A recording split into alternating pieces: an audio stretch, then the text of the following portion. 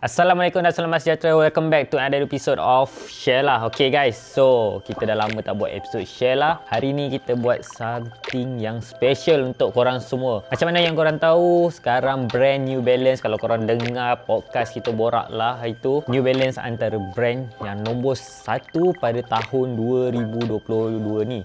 Dia memang banyak collab, banyak keluarkan model dia 2002R lah, 990 lah. Dan hari ni kita nak sembang sikit tentang sejarah 990. Okay, so kat depan aku ni kita ada 5 pasang 990 daripada V1 sampai ke V5. Without further ado, make sure korang subscribe dulu, tekan butang lonceng, give a thumbs up untuk video ni, jangan lupa like video ni, share kat korang-korang. Okay, jom kita go through V1 sampai V5 untuk model New Balance 990. Let's go.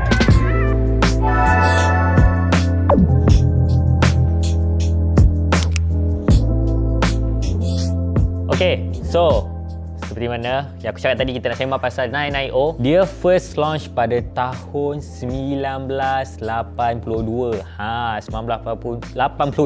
So tahun 2022 ni merupakan anniversary dia yang ke-40. So memang significant untuk New Balance lah. Memang tahun dia lah sebenarnya. Dan pada yang kenapa aku pakai glove hari ni, aku buat disclaimer sikit. Kasut ni semua pit skin.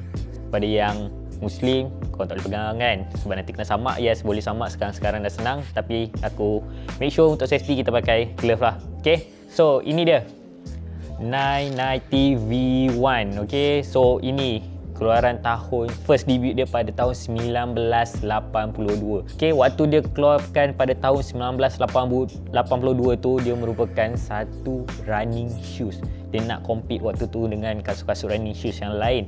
Dan surprisingly, harga dia waktu tu terlampau mahal. Waktu tu dia keluarkan dengan harga $100 tak salah aku. Waktu tahun 1982 tu $100 kilo, mahal lah. So orang ramai cakap kasut ni the most expensive running shoes ever made kan. So dia memang mahal. Tapi sebab apa dia mahal? Sebabkan dia punya teknologi, quality dan juga dia punya comfortable level dia. Okay, sebab dia punya cushioning. Sebab tu. Dan lagi satu sebab kenapa dia mahal ialah dia merupakan made in USA. Craftsmanship dia daripada made in USA. Tapi yang kat depan aku ni bukan yang model tahun 1982 lah. Macam korang nampak, ini 990 V1 by Teddy Santis. Dia punya creative director baru daripada New Balance. So yeah, classic look. Semua sweet kan. Yang Teddy Santis ni memang guna hairy suede dengan ada mesh. Kat dia punya tang ada tulis New Balance made in USA. Kau tengok dia punya belakang, dia punya heel cap dia macam mana, and then dia punya midsole simple, quite simple untuk tahun 1982. Memang untuk running shoes, and outsole dia pun biasa. So this is it untuk 990 V1 yang dilancarkan pada tahun 1982.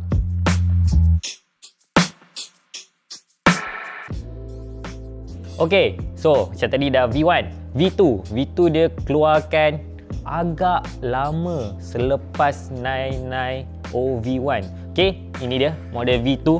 V2 dia keluarkan pada tahun 1992. Kau bayangkan gap antara V1 dengan V2 ni 16 tahun. So 16 tahun dia punya gap tu antara V1 dengan V2. Tapi sepanjang 16 tahun tu dia bukan tak fokus untuk ni, dia ada evolution dia. Dia keluarkan 995, 996, 997, 998 dan 999. Lepas dah 16 tahun dia keluarkan semua tu, dia come out dengan 990 V2. So kalau korang nampak perbezaan antara kedua-dua kasut ni, memang totally different. Sekali pandang korang nampak, oh ini betul lama, ini dia dah come out dengan different look, different punya era. Sebab dah keluar tahun 1992, sudah 16 tahun. So dia pun gunakan teknologi yang baru untuk model ni. Waktu ni lah dia perkenalkan teknologi absorb pada midsole dia. So kalau kau tengok midsole dia kat sini, dia ada tulis absorb, ABZORB. So kat sini absorb, kat belakang absorb. Ini untuk dia punya shock lah. And kalau kau tengok, memang lah banyak gila perbezaan dia. Dari segi paneling, kat depan dia dah ada mesh yang banyak, and then dia ada paneling macam ni yang reflect, and panel suede, pit skin suede macam aku cakap tadi, kasut dia pit skin. And obviously dia punya tang pun dah tukar lain, dia dah tulis 990 New Balance made in USA. Dan belakang pun dia ada tulis USA. So kat sini korang boleh tahu lah, memang kasut ni the workmanship, craftsmanship dia memang terbaik lah. So kalau korang boleh tahu kan sebab apa, kenapa kasut New Balance ni mahal, antara sebab dia memang macam semi handmade lah orang selain cerita. Kau boleh tengok video kat YouTube ada macam mana dia jahit satu-satu kasut New Balance ni. So tengok midsole dia, evolution dia, ini lagi tebal, ini macam tipis biasa je kan. Ini dia 990 V2.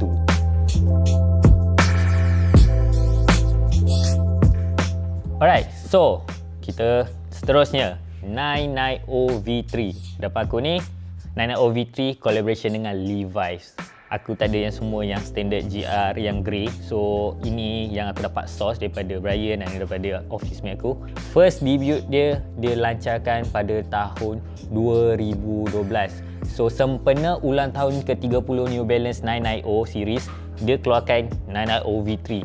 And kau nampak apa perbezaan dia? Senang cakap, memang totally different dengan V2 yang tadi. Dia punya midsole, dia punya paneling, dia punya placement of dia punya end sendiri, logo end dia kan, semua berbeza. Kalau macam tadi V2 kat belakang ada USA, kat sini sekarang dah tak ada, dia ada logo NB kecil dengan tulisan New Balance kat sini. Dan untuk 990 V3 pada tahun 2012, dia juga memperkenalkan teknologi end cap pada midsole dia. So ini lagi better, improve dia punya dari segi bouncing lah, upper shock. Dia punya teknologi lah untuk zaman tu, so dia gunakan end cap. Yang tadi 990 V2 dia gunakan absorb. Macam aku cakap, dia punya perbezaan memang ketara.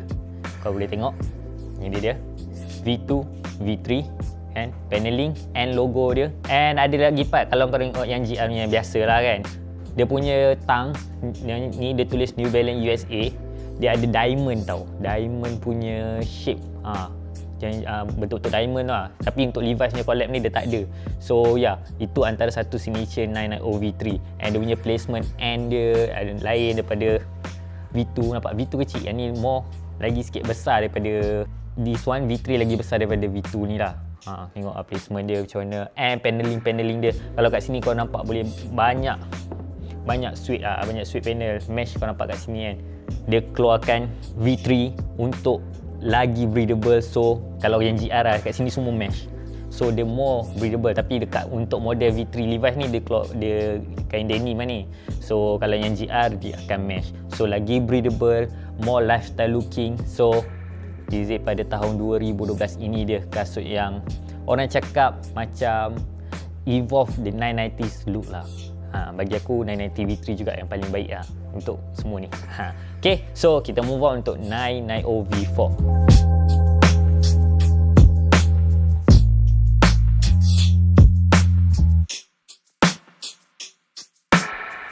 Okay, so kat sini kita ada 990 V4. Okay, yang ni bukan GR juga, ini collaboration dengan Stussy. Nampak dalam dia ada tulis Stussy. Dia daripada V3 ke V4, dia tak nampak macam ada banyak sangat different lah kan. Kalau kau boleh tengok depan dia, paneling depan dia dekat toe cap ni kan, so macam lebih kurang sama. Ada window untuk mesh, macam aku cakap tadi, mesh supaya dia more breathable. So ini dia ada mesh banyak kat sini, and paneling dia and dia, tapi ini model yang Stussy, so dia ada a little bit different, ada additional touch daripada Stussy sendiri. And dia punya logo N slightly lebih besar daripada logo N ada pada V3. Ini dia 990 V4. Dia punya midsole masih mengekalkan teknologi end cap kan, tapi dia dah ada different sikit lah dia punya shape kan. Kalau nampak sini kan, adalah slightly different sikit kan. Sama macam tak ada sangat lah, cuma upper part ni end dia besar sikit. Lepas tu dia punya paneling dia sikit, and tu belakang dia ada tulis Made in USA. Macam tadi dia ada tulis NB saja, kat sini dia tulis Made in USA, and kat tepi masih ada kan tulis 990 macam V3 tadi. V3 pun ada tulis 990. Okay, kat V4 juga dia dah start dah, dia tak tulis macam ni lah, New Balance USA, New Balance 990 Made in USA. Dekat V4 dia just tulis New Balance, lepas tu macam ada logo American flag dan Made in the USA. And then dia ada tulis 990 V4. So dia punya additional touch dia ubah sikit-sikit, dia tak terlampau drastik lah. Sebab macam V1 ke V2 ni dia ambil masa dalam 16 tahun. So dia nampak betul-betul itu drastik lah. Sebab 16 tahun banyak benda yang berbeza kan, daripada teknologi, daripada rupa, nak kekal relevan pada tahun tu. So dia memang agak drastik lah. And then daripada V2 ke V3 dalam masa 4 tahun, so pun tak banyak sangat. Cuma ada aku nampak lah V3 ni lagi lawan untuk dari segi midsole, yang ni lagi besar sikit kan. And then dia guna teknologi yang ni, V2 dia guna absorb, yang ni dia guna NCAP. So untuk V2 and V3 dalam masa 4 tahun dia tak banyak sangat beza, cuma dia punya up4 dia yang membuatkan dia berbeza lah.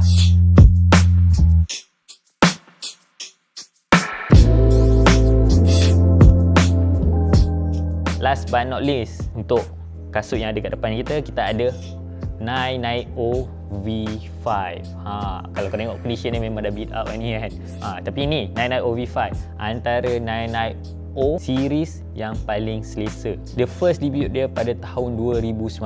Okay, waktu dia keluar dulu macam Amal pertikaian kenapa ada TPU case ni lah. So, macam nak grip kau punya ankle.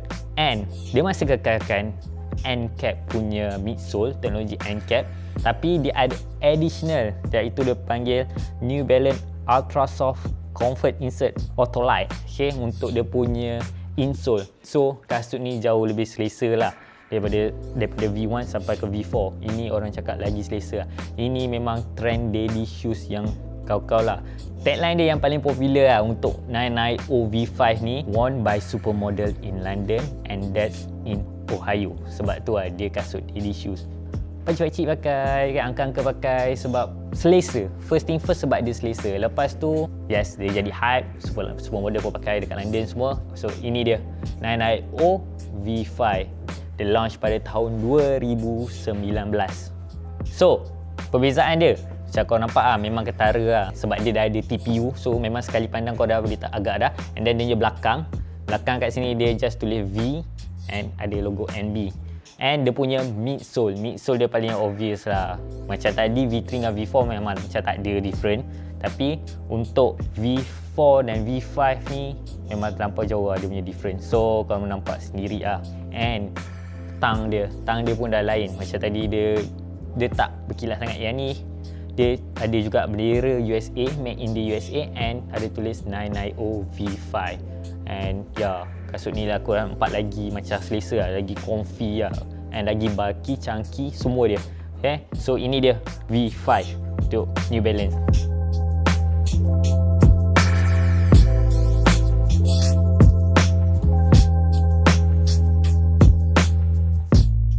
Okay, so aku dah sembang pasal V1, V2, V3, V5 punya New Balance, and the interesting part, V6 akan keluar tak lama lagi. Tak tahu bila, sebab Teddy Santis, Creative Director of New Balance yang baru appoint, kan, dia ada share leak image of 990 V6, dan kasut tu dia lebih multi layer, lebih besar lah, macam memang nampak daily shoes lah. So mungkin aku akan review kalau dia dah keluar nanti, tapi sekarang ni aku ada sedikit explanation about V1, V2, V3, V4 990 series. Okay, so pada yang Muslim, kasut ni semua pit skin, beware. So kalau nampak kedai tu mesti ada dalam box kaca, sebab is pit skin, so bahaya kau pegang, kau kena sama. Okay, in term of harga, New Balance 990 merupakan model New Balance yang paling mahal sebenarnya. Senang cerita dia paling mahal lah. Okay, untuk V1, kalau macam ni yang Teddy Santis ni, harga dia RM949. Kasut New Balance kat depan ni semuanya mahal. Retail dia saja dah 949. Okay, untuk V2 999. V3 pun sama 999, tapi yang ni Levi's lagi mahal sikit. And V4 aku rasa dia lagi mahal sebenarnya. Dia antara version yang paling mahal untuk 990 je series. Dia dalam 1100, 1200 macam tu kot. Tapi ni Stussy lagi mahal. Okay, and the last but not least, yang ni yang paling murah antara V1, V2, V3 and V4. 990 V5 paling murah, harga dia 899. Tapi mostly yang colour grey, colour yang collaboration, sebab New Balance memang terkenal dengan colour grey dengan colour navy. So kalau grey yang paling cepat habis lah. Colour grey semua dah sold out lah. Kalau dia mostly ada jual dekat New Balance Pavilion, New Balance Mid Valley, ataupun dekat crossover. So ataupun website New Balance sendiri sekarang. New Balance 990 ni memang hot lah. Lagi-lagi colour grey memang senang habis. Okay, price point dia macam aku cakap tadi, sebab apa dia mahal, sebab dia made in USA. Kalau boleh tengok video, ada insider UK, dia ada buat dokumentari macam mana kasut New Balance ni dia buat. Dia memang semi handmade, orang akan potong sendiri dan jahit satu-satu pair. So memang ambil masa, sebab tu dia punya retail mahal. Dan kenapa mahal lagi satu sebabnya ialah material. Okay, material yang dia gunakan memang premium sebab dia guna pit skin yang high end sikit. Kau tengok macam ni kasut ni, kasut owner dia dah pakai beat up teruk kan, tapi still dia punya suede si remain and dia punya shape look dia tak terpenyek apa semua. So sebab tu dia mahal, retail dia 999. Interesting part sebab aku cakap pasal shape tadi, dia punya paneling ni dia buat macam ni sebabkan dia nak remain of the shape. Sebab itulah the thing innovation dia memang terbaik lah. In term of material, in term of dia punya craftsmanship, in term of dia punya detailing, New Balance memang killing it. Alright, so aku dah cerita sedikit sejarah ringkas tentang 990 daripada V1 1982, V2 1998, 16 tahun kemudian, V3 2012, V4 2016 dan V5 2019, and upcoming untuk tahun 2022 mungkin V6. Okay, so macam tu, harga memang mahal. So korang boleh komen kat bawah favourite silhouette korang, yang mana yang korang teringin nak pakai. Macam aku rasa probably aku boleh guna untuk V3 lah, sebab dia yang start dengan innovation daddy shoes lah. Kalau kau tengok V1 dia macam more to running, and then V2 tiba-tiba macam besar macam tu kan. So tapi ada fan dia. V3 start it all. Kalau kau nampak V3, V4, V5 and upcoming V6, dia ada nampak dia ambil daripada dia punya bapak dia ni, V3. So ni favourite silhouette aku untuk 990 punya series. Okay, so korang boleh komen kat bawah mana yang satu korang minat, and share video ni kat korang-korang. Like video ni kalau korang suka. Kita akan jumpa lagi di next episode. Mungkin aku akan review 990 V6. Itu je. Aku Azizi. Assalamualaikum. Adios amigos.